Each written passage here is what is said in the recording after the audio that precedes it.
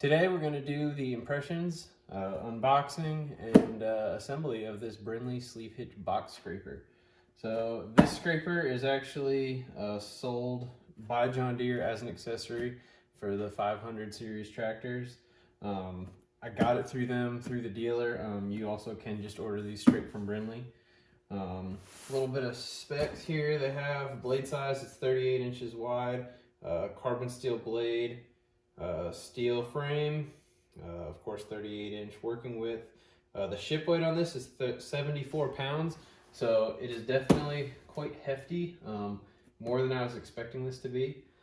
So that's good. Now whether or not it's actually going to be 74, I'm not sure. Probably more around 71, 72. I mean, of course the packing is going to weigh a good bit, especially to support the weight of this tool in there.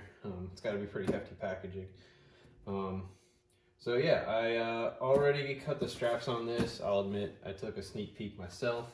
I was curious when I got this how heavy duty the Scarifier bar on it was. It was a little bit better than I was expecting, but we'll get into that. So I'm gonna pull everything in here out and we'll get to it. Actually no, I'll open it up and maybe I'll pull it out on cam so you guys can see what it looks like. So this is, of course, pretty hefty to move around. Get some stuff out of the way here. I guess for my initial impressions here, so we got our instruction manual and everything. Parts list, stuff like that. So the blade looks small to me. I'm used to the 60-inch plow blade that I have for my ATV for snow. So this thing's dwarfed by it, but I guess for what it is and for the weight it is, this is actually pretty good size. It's thick. It looks to be, find quick measure here, about 5/16 steel. So pretty hefty blade for sure. I think for what its intended purposes, that'll be pretty good. And then under that we got some cardboard, and then here are all the other parts. So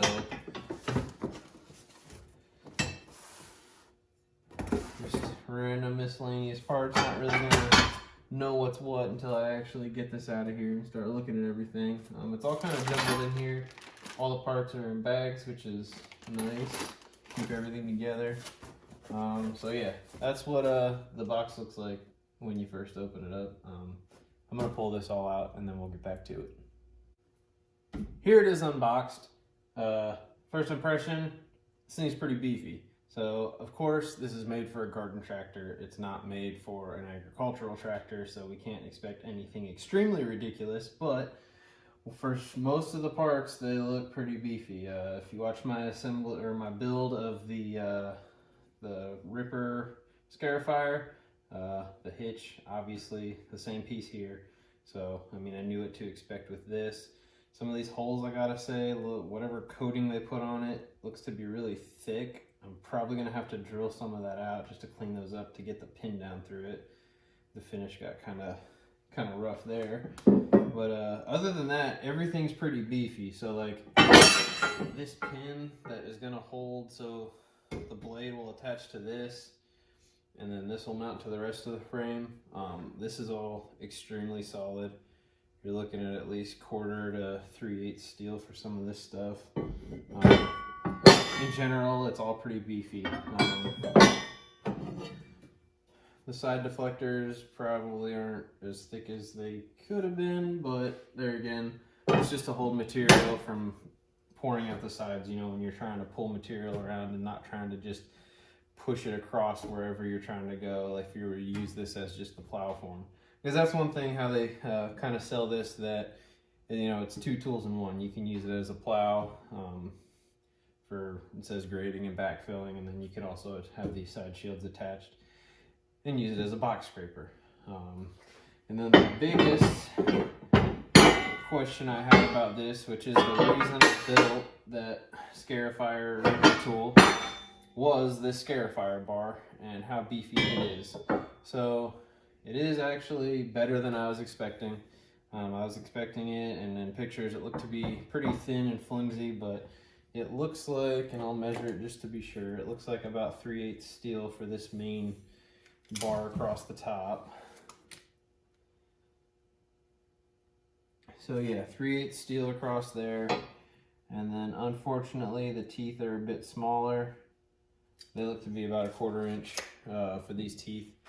Honestly, for, you know, a Scarifier bar like that, I feel like they could have gone up to 3/8 at least. It would have been better.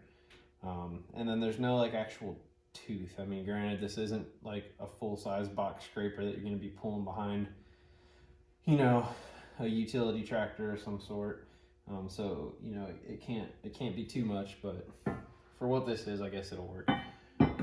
But I do have that Scarifier tool I built, so I'll still run this on it, but I'm not gonna rely on this to dig up the ground like I need it to. I'm hoping the other one will do it. So I'm gonna get this all kind of set up. I'm gonna grab the tools I need, and then we'll start getting this thing together.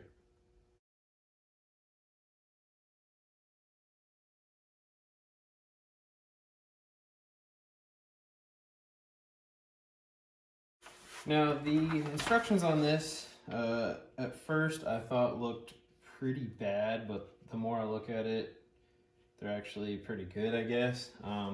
So it actually kind of looks like something, if you've ever seen like an old Sears catalog, like the pictures in it. They're very, I mean, all the parts are there represented, but they're very rough looking drawings. However, on a good note, it actually has a chart that has the actual size of all the hardware.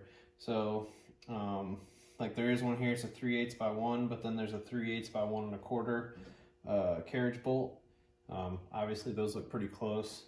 So it is nice having that to kind of help you, you know, get a better idea of exactly what part you need if you don't want to waste the time trying to measure everything, or, you know, what have you. If you're not super mechanically inclined and trying to put this together, that can be a big help. So yeah, let's get into the first step here. So tools required, it actually doesn't require too much. So 1 9/16 inch wrench. So that is this. I'm also going to include a socket wrench and a 9/16 inch socket, just so it's a little quicker. And then it says 2 3/4 inch wrenches. I have one here. I know I have others somewhere else, but I just don't feel like digging them out right now. So to get around that, I just have a 3/4 inch socket. It says a pair of pliers, slip joint recommended. Not quite sure what they're going to be used for, but if I need those, I'll get that when I get there. A level, I'm guessing this is probably talking about for here where you're adjusting it to the tractor to make sure everything rides level with the ground, because the bottom edge of this blade will ride a little bit lower than the side shields. So that would be what the level's for. And then a hammer. I'm not quite sure why you would need a hammer, but we'll I guess we'll get to that when we get to that.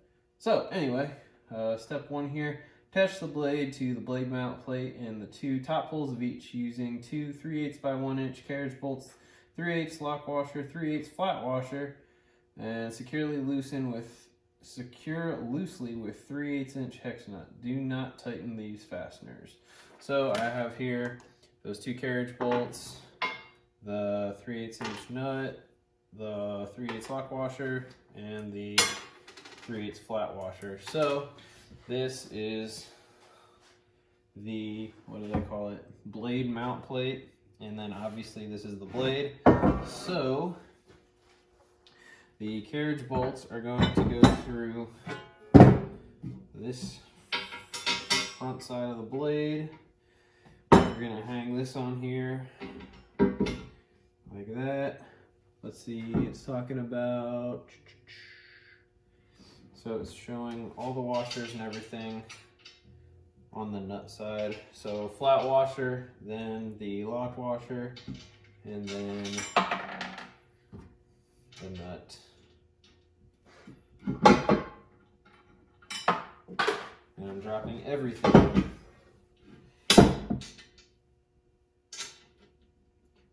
Sorry, sometimes you just gotta do things and it can't make it very easily seen on video. Where did I drop that one nut to? Down here.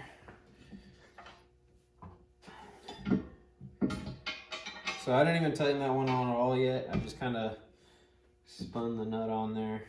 We'll get to the rest later.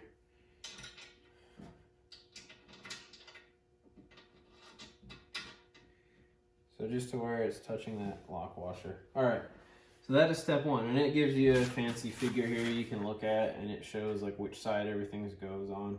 So pretty convenient there. Now on to step two. We're going to be assembling the weight bracket mount. This is designed for use with a cinder or concrete block. I don't know that I'm going to use a block like that. I have the John Deere quick attach weights, so I'd much rather use those just because they look cleaner. They're easier to maneuver around. I shouldn't have to worry about tightening a bolt down to hold it into place. So I'm going to assemble these how the instructions state for now, but I think after I get it all together, I'm going to experiment a little bit with putting these in a different place, because I think I see how I can get this to, instead of mounting on the bottom like it's supposed to, I'm going to mount them on the top side of the blade, and then I should theoretically be able to hang the weights off the top of it. So we'll get to that, but for now I'll just put it together the way that it's calling for. So step two, assemble weight mount brackets, V-angle end next to blade mount plate, 2 bottom holes blade and blade mount plate using 3/8 by 1 1/4 inch carriage bolts, 3/8 lock nut washer, and secure loosely with 3/8 hex nuts. Do not tighten at this time.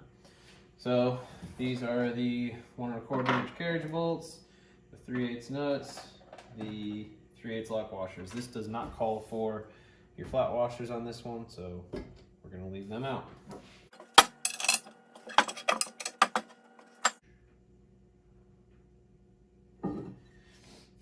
So the bracket goes on before you put on any of the washers. Oh, washer, I should say.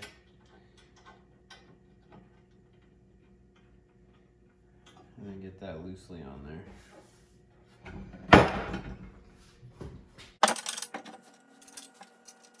Should probably put my bracket on there. Wondered why that was going to go on so easy.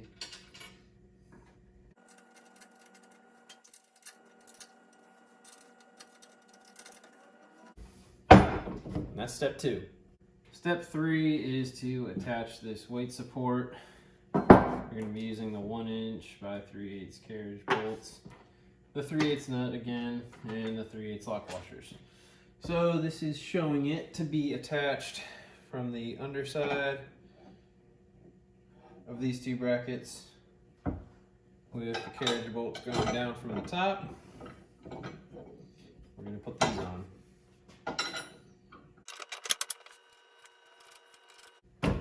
Now it tells you to tighten everything up.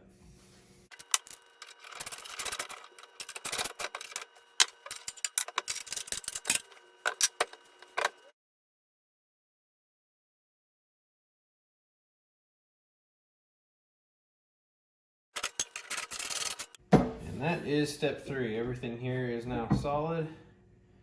We'll move on to step four. Step four, it's actually step five. Securely tighten hardware from the last step was actually technically step four. I think I just included it in three. But anyway, we'll just start at step five, I guess, just to keep the rest of this in order. So step five, we're going to attach the sleeve hitch mount to the drawbar. To do this, we're going to use 4 1/2 inch by 1 1/4 inch hex bolts for the lock washers, and then 2 of the flat washers, and then secure with 4 1/2 inch hex nuts. So it says assemble them and do not tighten at this time. So I'm going to tilt this onto its side so I can access the bottom of it. And I'm going to slide that on like that. So here it is saying in the picture that the lock washer is actually going to go on the inside. So we'll put the hex nut in, And then from the inside, we'll put on the lock washer and our 1/2-inch nut. And I'll spin that on until it contacts the frame. There we go. Now this one, it says for the forward bolt, you're going to put a flat washer in between the bolt and the hitch. That is because this is adjustable, being that this is slotted, so you can change the angle on it a little bit. So we're going to put that in, and you can see that'll be able to move depending on the angle of your hitch, because obviously this is made not just for John Deere tractors, it's made for, you know, any of the others out there that you can get a sleeve hitch for. So we'll put that in there. Put our lock washer on, and then put that nut on. And then of course it's going to fall off and you'll have to do it 8,000 more times.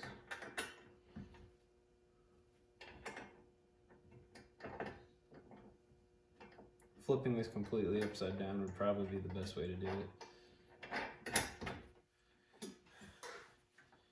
So tighten that on until it contacts. We'll flip this over, so now it is upside down, and we'll do the same.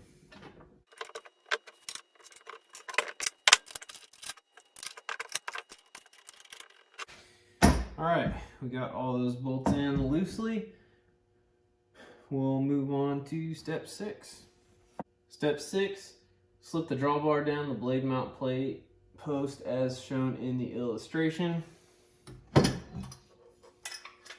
So this goes like that. There's a welded on washer at the bottom that it rests on.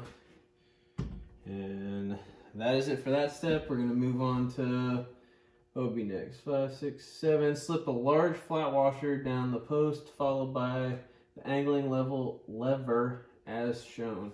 So this is the large washer they speak of. And then this is the angling handle.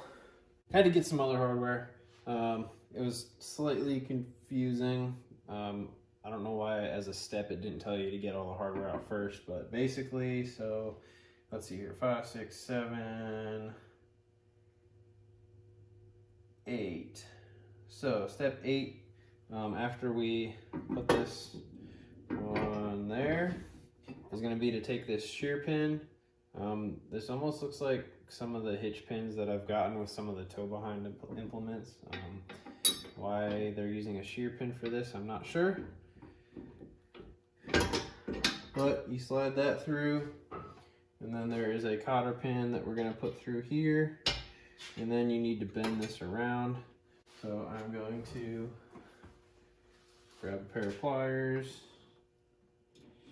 Usually with these, I just bend out one side if I can.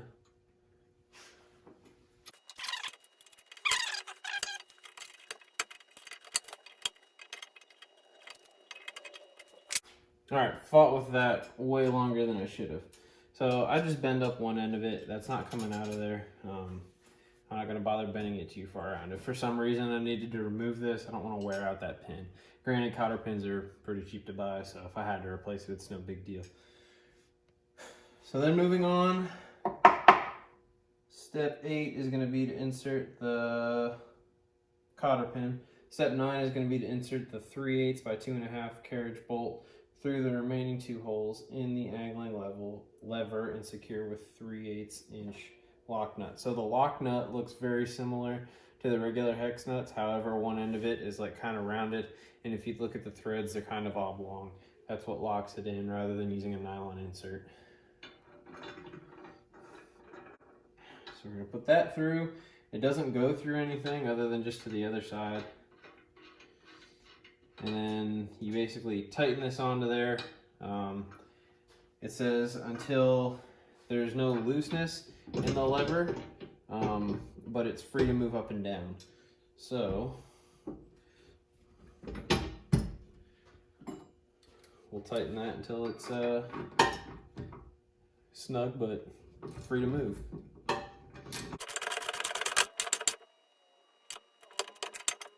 I think I went a little farther than I should have, but it's good. At least I know where I need to be. So we'll back it off about a 1/4 turn, and then tighten it back 1/8 of a turn. Now it seems pretty solid and it can move freely. We'll call that good. Step 11, pretty simple. It's gonna be to slide this little rubber hand grip over the, let's see if I can get it, make sure it's in the picture. If it's not, oh well. You just slide this over the handle. That way you're not possibly grabbing a sharp piece of steel. So now there's a nice comfortable handle on there. So step 12 is going to be attach 2 side plates to ends of blade using 3/8 inch by 1 carriage bolts, flat washers, lock washers, and hex nuts. Tighten securely. So this is going to be the first time I think it's going to tell us to tighten something securely right off the bat. So our side plates. And then again, we're going to be using the 3/8 by 1 inch carriage bolts. There are only 4 remaining at this point. So there's our 4 carriage bolts. We have 4 flat washers, 4 lock washers, and 4 hex nuts. So hopefully this is in view. I'm kind of running out of space to show all this and still have the drawbar supported here. So yeah, I'm just gonna get these thrown on. Looks pretty simple. So these attach from the back side of the blade. These little dog ears. They go on the back side of the blade. The carriage bolt, of course, will go through the front. And then the flat washer, lock washer, and nut, of course, will go on the back side. So, come over here. Put that in. Flat washer, lock washer, and the nut.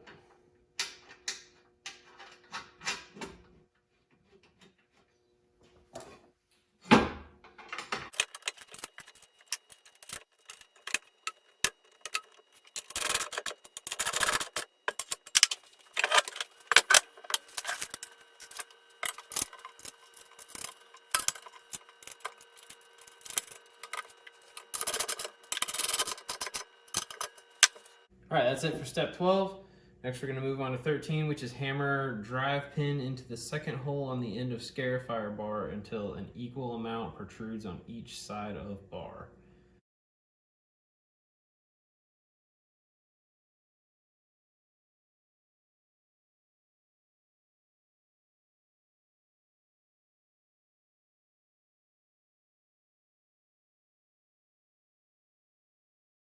And that looks like it.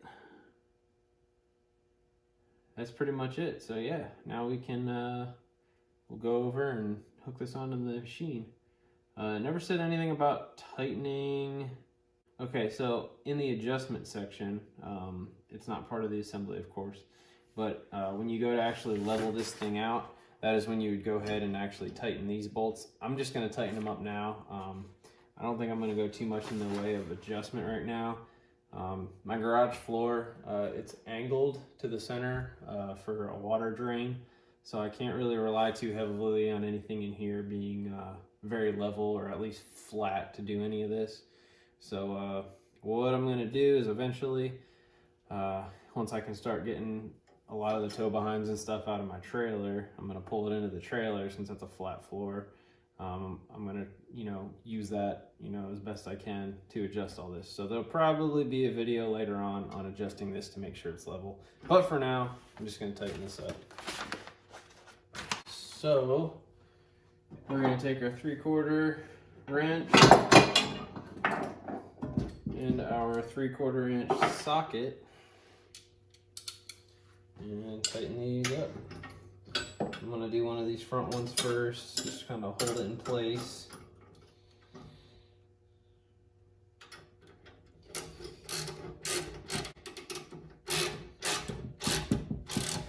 And once that's tightened, the rest should be fairly easy.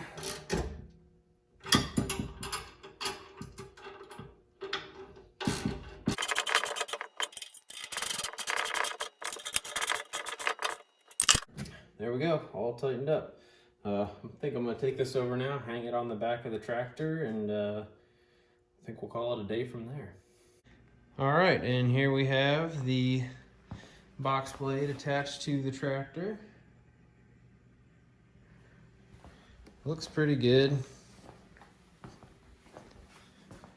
One thing I don't know that I'm a fan of is how far back the weight is on this thing. As you can see in some of the other videos I have, the how much will it lift video, this hitch isn't really able to handle a whole lot of weight in the back. I mean, it won't have any issue picking this implement itself up, but unfortunately the weight's all, back here. With it, that far back from where the hitch is and from where the pivot point is, like, that adds, a lot more weight to what this thing actually has to lift. So I don't know that I'm a fan of that. But I mean, we'll see how it does. Obviously, these are made to work together. Brinly makes the hitch and the box blade, so I would expect that it's gonna work no problem. But like I said, just not really my preference of how this should work. So that is it for the box scraper. Quality, it does seem pretty good for the most part. There's that little bit of an instruction issue. I feel like some of the metal could be a little bit heavier, but I think it'll do what it needs to do. One issue I think that this may have for somebody that's wanting to use some sort of cinder block weight or whatever on this is, you can see this weight bracket is only mounted by 2 bolts there. It is heavy metal. It's among the thicker metal on this build, so that's good. However, I feel like it's not supported very well. There is a pin that goes up through here and then a piece to bolt down on top of it, which is what holds that cinder block on, and it'll probably do it for you, but I don't know that I like how low that is, so we'll see if maybe we can figure something better for that. So that is it for the Brinly box scraper build. Hopefully this was an informative video for you. Hopefully you may have gotten some questions answered, maybe some ideas on how to not use that stupid roll pin. But yeah, stay tuned, and pretty soon here hopefully we'll get a chance to use this thing and really show how it works. So thanks for watching. Have a good one.